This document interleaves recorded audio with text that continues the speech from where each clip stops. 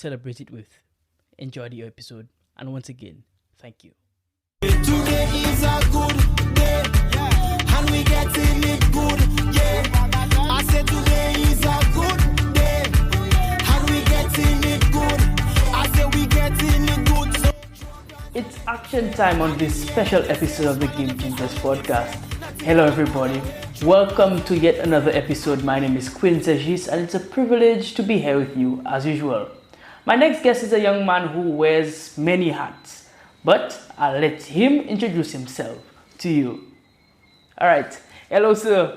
Like I said, introduce yourself to the audience. My name is Barnes Nelson.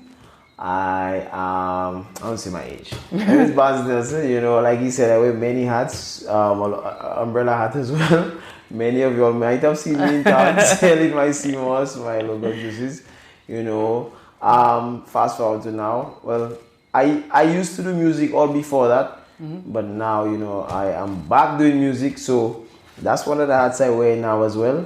You know, and also, you know, in my business, running my small business. So, yeah, man. Beautiful. Yes, Now, Barnes, you said that you spoke about the umbrella hat, and many people have seen you in town with that special umbrella hat. Many people know you as a hustler, right? Would you say that hustling is your profession? What would you say your profession is if somebody was to ask you? Boy, hustling is my profession. Hustling is my profession. You know, just taking care of myself. That's just what it is, you know, by the sweat of thy brow, just taking care of myself. You know, as I go along, you know, I find, you know, you throw things at the wall and you see what sticks, and what sticks, I stick with it. So, yeah, I'm a hustler. That's what I am. Beautiful. But we know that you're more than a hustler. We know that you're an entrepreneur. Let's go back in time. How did you get involved in business? How did you become an entrepreneur? Well, it all started because, you know, at the place I was working at the time, things were not going too good, and I made up my mind that I don't want to go look for another job, and I don't want nobody in charge of my destiny or my life telling me, you know, today you could eat food, tomorrow you could eat food. I want to be in charge of that for myself. So I decided I'm not working for anybody again. You know, I didn't have a plan, to be honest, as to what my next step was going to be. And I all started a girl who worked next to me. She used to make ice stories, and I said, oh, show me how to do that. Show me. Yeah. And I started selling ice stories on the road, and then it grew to me doing what I do now, which is selling my drinks, you know. Yeah, right. So what inspired drinks though? I mean, you said you met your coworker and she showed you how to do drinks, but why drinks though? I mean, there are other things you could have done. Well, the drinks came along. Shout out to Ernie. Ernie, I used to work for my friend, and I was selling drinks for him. And after a year of doing that, I figured to myself, you know, I saw where I could take it, you know, and I said, you know, I'll just do it for myself. And I started to learn again how to make CMOS, you know, even how to make juice, stuff like that. So people already knew me for selling it, so I just decided to do it for myself. Interesting. Now, many people do not want to do what you do, right? It's not an easy job. You're out there in the sun, hustling, like you said. I'm working very, very hard outside. What have some of the challenges been for you? I know, obviously, you must have had some challenges. Boy, challenges. I always say the biggest challenge is myself, you know. In anything I do, I don't let things bother me or people bother me like that, you know. The biggest challenge is myself, because if I don't wake up and do what I have to do, no matter if it's raining, no matter whatever, if I go a place, they have one person in town. As I get up and sell, and that day I have one person and I have 100 drinks to sell. Yeah. You understand? I have to find a way to do it. Yeah. So it didn't bother me that I have one person. I have to make that one person just drink everything out. For sure. My biggest obstacle is always myself. I always say it's myself, my biggest obstacle. For sure. Now, I mean, so your business started off like just a hustle, but I am seeing that you have a brand. You are more than just a hustler. You are a true entrepreneur. What inspired you to take this thing really, really serious? Life, bro. I mean, you can't stay the same place all the time. The life moving, whether you wanted to move or not. So you have to take it serious, because you have to think of the future. You can't stay the same place. I mean, you getting older. You understand? So there's so many things as a man you have to think of. You know, so I have to take it serious, because if I don't take it serious, what I would do. You For sure. understand? Yeah, man. For sure. All right, so you're selling drinks, you are doing well enough, and then this opportunity comes along. You collaborate with Lance, right? First of all, how do you the two of you meet, and why did you decide to collaborate with Lance? Well, Lance and I knew each other a very long time ago. Lance and I started doing music together a long time ago. Okay. So it's not nothing new. We have worked together before, and but now since I haven't sang in a while, it looks like it's something new. Yeah. But it was just we talk every day. We talk every day. It doesn't matter. Oh, I have this rhythm, sing on it. Yeah. That's just what it was. Okay. No big thing as you may view it to be. It doesn't matter. My friend reach out to me and I do a song on his rhythm. That's what it was. Interesting. Yeah, man. And in terms of the collaboration with LA Burger Joint though, how did that happen? Oh, that Lance. That Lance I'm talking about. You were thinking about different Lance, but that's fine. He reached out to me. Lance reached out to me because again, Lance is another entrepreneur. Yeah. And Lance is a man that always wants to unite, and so he had this idea where he wanted to collaborate, and I felt it was a good idea at the time, and yeah, we just collaborated. He's selling food, I selling drinks. It works out. It works. So that's so I'm seeing, it was a simple connection. You guys decided to do that. Has this collaboration been fruitful thus far? Not quite. Okay. As we would like it to be. Okay, all right. But hopefully it will be that. Okay, beautiful. Beautiful. Yeah. And we're looking forward to big things from both of you. Both of you are very good entrepreneurs. Both of you are well-known entrepreneurs. So we're looking forward to big things from the two of you all, man. Appreciate it, man. Appreciate it. All right, so we're moving along. I like where this interview is going thus far. You spoke about music, and this is one of the major reasons why we're speaking here today. It is a particular season in St. Lucia where a lot of music is being made, a lot of music is being promoted. That's right. Now, you spoke about your music journey. How did your music journey start from the very, very beginning? Not restart, from the very beginning, the first time you started doing music. What year was it, and how did that start? It was 2001 maybe, Okay. or 2000 itself, when I entered secondary school. Okay. I always had a love for calypso. Okay. It was my favorite genre of music at the time. I love calypso. I grew up around it. I grew up Marshall. I was hearing calypso. Always look forward to the season as a little boy, So that's where my love for music started. And when I entered secondary school, I decided to take it seriously and go and sing, And I started singing from that time. I used to be in a lot of calypso tents singing as a little boy. I had my fair share of the 10 penis as a little boy. Give me horrors on stage. Right. But all that, helped me, mold me, grow me. And when I left secondary school, I got an opportunity to do my first soca song, which I rapped on. Big up to Private Six. He helped me. He put me in a position to record my first soca song, and we did that. We made it to Soca Monarch Finals. That was in 2007, and then after that, I continued to sing. I sang the next year. And I was very shy, afraid of the stage and all of that, because at the time I sang with somebody, and that next year I sing by myself. Wow. So to be on stage by myself was, something. And then the next year, that's 2009, I sang again, and I made it to finals on my own, And I made it to finals how many times? 4 times, This time now will be my 5th time. Okay, wow. Yeah. All right, so you were becoming a very good singer. You were showcasing your talent on the professional stage, and then something happened. You stopped. You disappeared from the scene. Well, not disappeared totally, because people would still see you selling drinks and that type of thing. But you were no longer into music. Why did that happen? What is the story behind it? Well, in 2012, I last sang to party my last Soca Monarch, and crazy story that my co-worker at the time, like everything I would ask him would just tell me, you know, the Bible say this, the Bible say that. The Bible. So like the Bible have everything in it, man. And he gave me a Bible for myself. I read it. I read it from Genesis to Revelation. Wow, I read the entire Bible. entire thing. And when I read that, I said to myself, boy, I headed in the wrong path, because I felt at that time that what the music was turning me into, I just didn't like it. You know? I just felt like I was headed in the wrong path. And reading that really confirmed, not even for music, but for my entire life, that I was headed in the wrong path. So I made a decision that I was done. You know, I got baptized the following year, and my whole life has been in church, you know, and from this time until now, you know, and it's not a decision I will ever regret, you know, and it has changed me, you know, it has changed me as a person. Like I said, the direction I headed wasn't the right thing. So that's what my break from music was.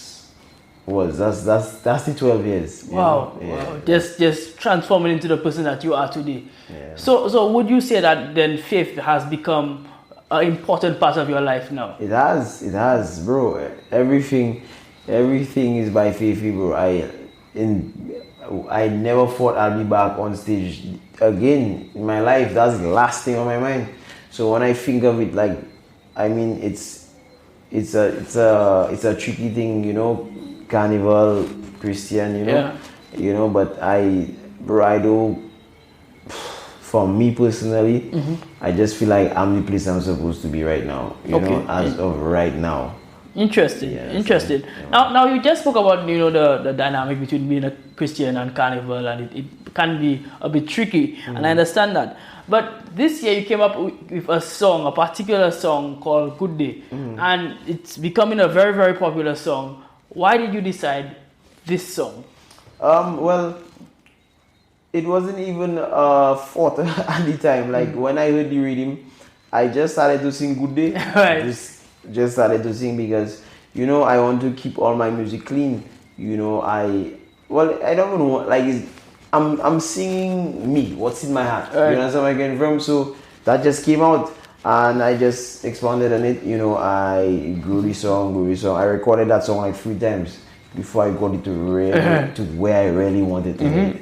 You understand? So I'm happy that, you know, when I released it, the response, you know, that people really gravitated to a song like that, which mentions nothing about what's happening right now, because you know the season we in. You understand where I came from? And when I released it also, I never released it for me to take part in the competition. Right. You know, I know the rhythm coming out at that time. I love music. I still want to record songs. So that was all it was for me, you know. And everybody had asked me before that, you will take part? I was like, nah, like I don't care about that. You understand? But what changed my heart was, you know, I see to myself that for me, for all the things I see that I feel, you know, me as a young man could change, and I have a voice to do so, you know, why hold it back? Because look where I am right now on a podcast with you. Yeah. What if I didn't do that? Well, you understand? I just been tongue selling. I think like I have more to offer. Right. You understand where I came from? So when I hear people tell me, you know, so don't waste the song, come and sing, take part. I was like, nah. But closer to the time of submitting the song, you know, I really felt that, you know, if I do that, I'm going to do the people an injustice. You understand? And I know, again, it's under the Carnival umbrella, but I think more than I have more to offer, because my life is not about that. You'll not see me on the road Monday and Tuesday. You understand where I get from? But I feel beyond after that, I think is where the work will really start for me. I think all that is just now the beginning of things to come. Yeah. Beautiful. I like that a lot, man. So can we say that you would necessarily be recording music? I mean, I don't want to preempt you, because I know you still have finals and other things to do. But can we be saying that you will be still recording music, but just like outside of the Carnival season as well? Of course, bro. That's the whole plan, you know. And when I recorded these songs, you know, as much as I just recorded them because I love music, it was an investment.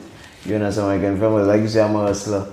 You understand? I know music is a thing that, you know, is a business. You understand? So I will be recording more songs and more and more and more and more.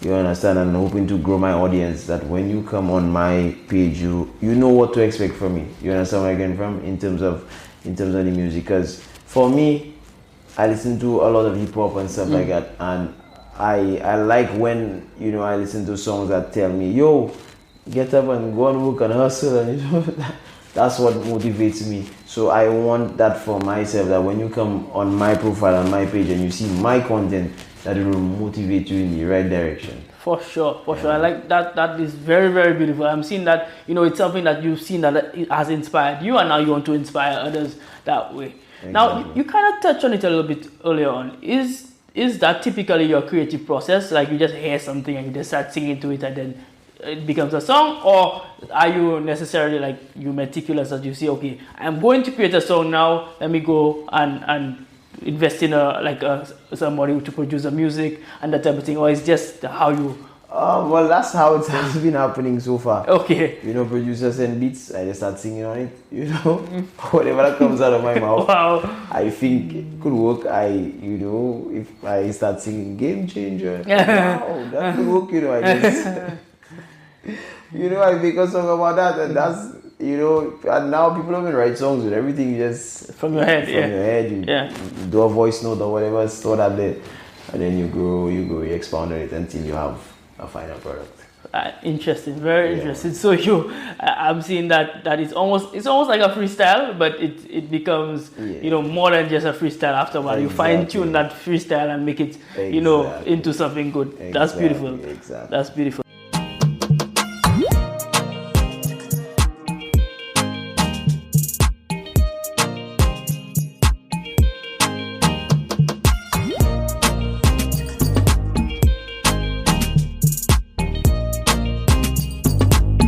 This ad slot could be yours. In a world filled with stories, make yours resonate. Introducing Prime ad slots on our podcast, the gateway to a captive audience eager to hear your message. Secure your exclusive ad slot now. Contact via our Instagram page to find out more.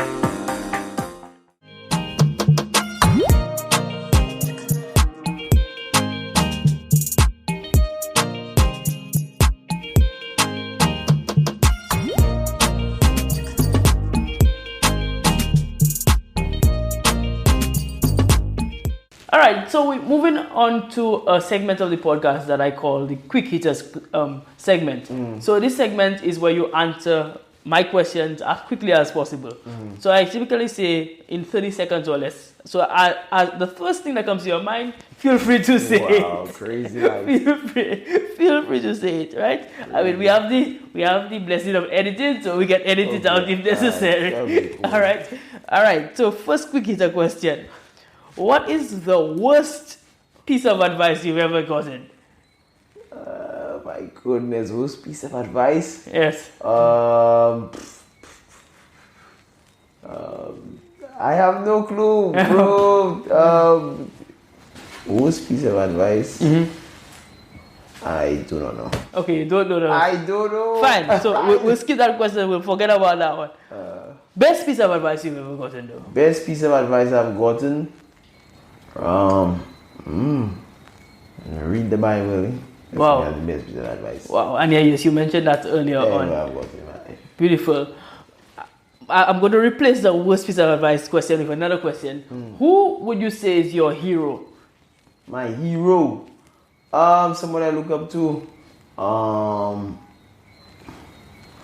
Boy, the cliche thing you say will be Jesus Christ. Right? Yeah.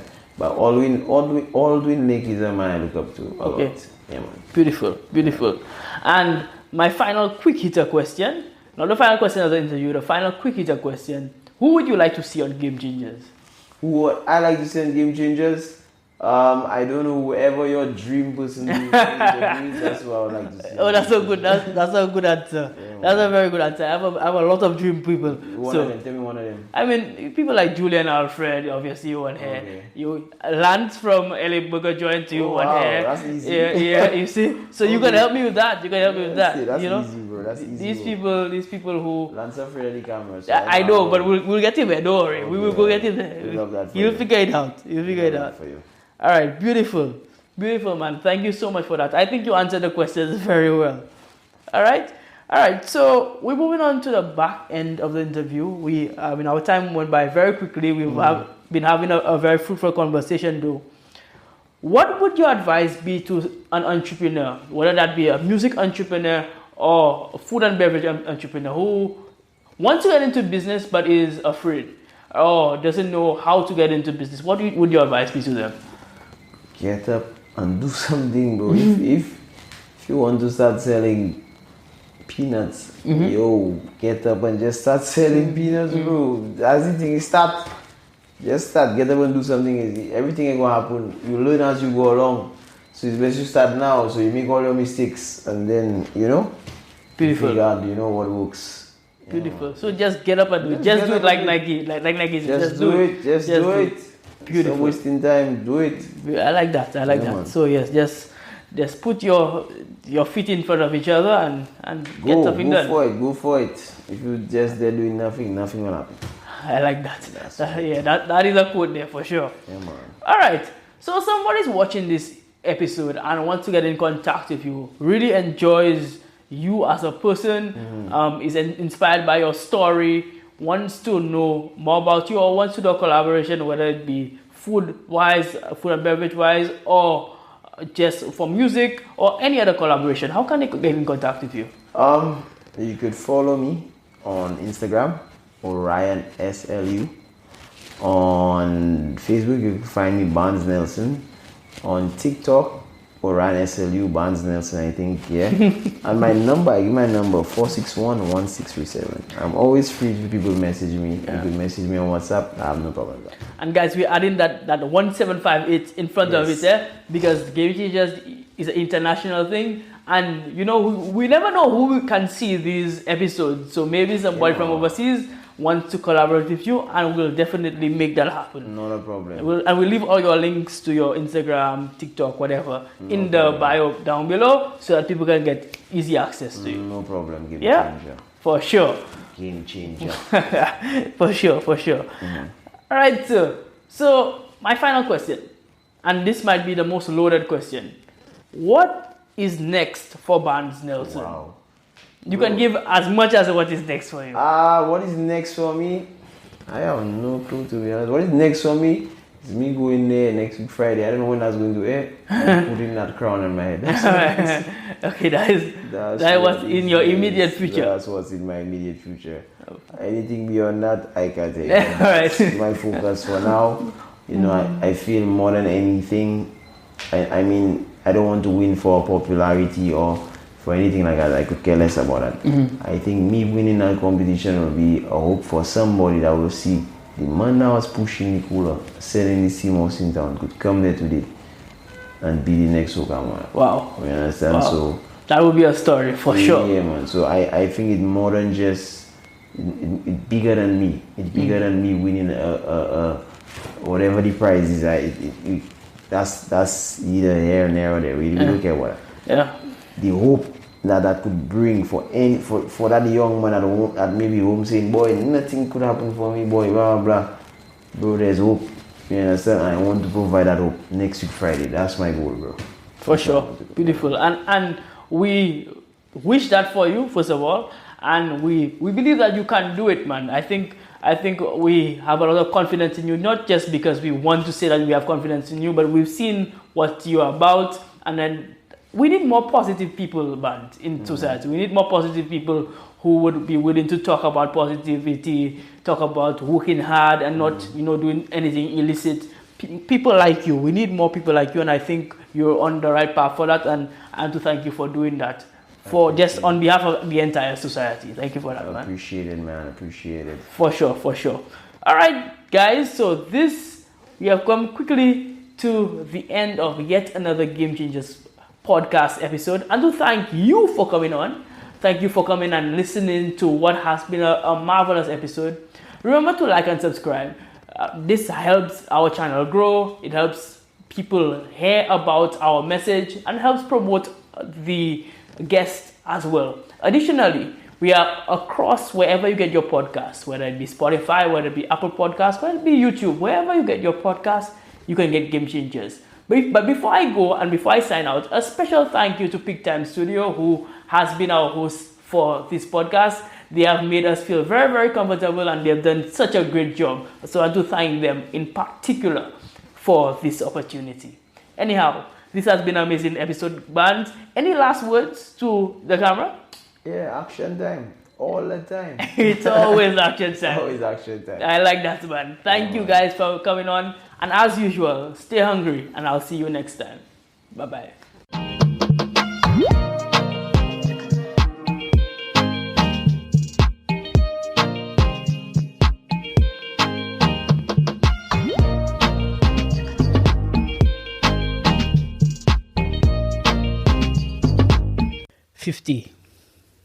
Half a century.